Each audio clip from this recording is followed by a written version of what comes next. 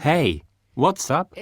It's normal for someone diagnosed with heart failure to have reservations about going on a trip or vacation.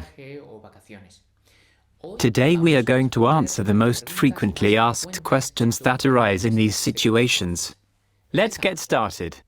The best way to reduce concerns is to visit the doctor for advice on medication, including vaccines, if the destination requires it, medical reports and updated treatments, with the generic names of the active ingredients, as well as implant cards if a pacemaker or similar is worn.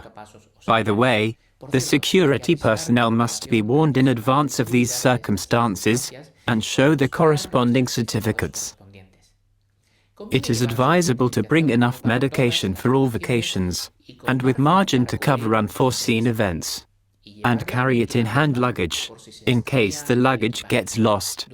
While waiting to take a flight, or during the trip itself, it is good to do regular stretching exercises and walking to avoid cramping and swelling in the ankles. And drink water, which the atmosphere on the plane is usually dry. The doctor may recommend knee-length elastic stockings to combat thrombosis problems, especially if many hours of flight are anticipated.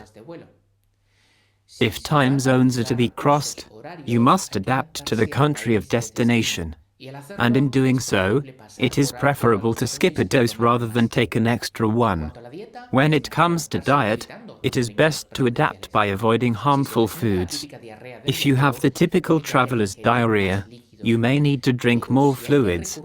But if you have to resort to drugs, it's a good idea for your healthcare staff to be aware of your heart failure. We must always be attentive to the symptoms, but all the more so if the place we are in has very extreme temperatures or is very humid. It is not superfluous to take out an insurance with health coverage. If the trip is by plane, it is necessary to bear in mind that it can lower the oxygen concentration in the cabin, in spite of the pressurization. Reason why it is advisable to consult the doctor if the dyspnea worsens before traveling, and if oxygen is needed during the trip, the airline must be advised. For similar reasons, it is best to avoid visits to sites above 1,500 meters of elevation, above all, if the ascent takes place in a short period of time. Finally, let us avoid long journeys. If necessary, we can divide the journey into 2 stages, or choose a faster means, and this concludes the cycle dedicated to heart failure. Thank you very much.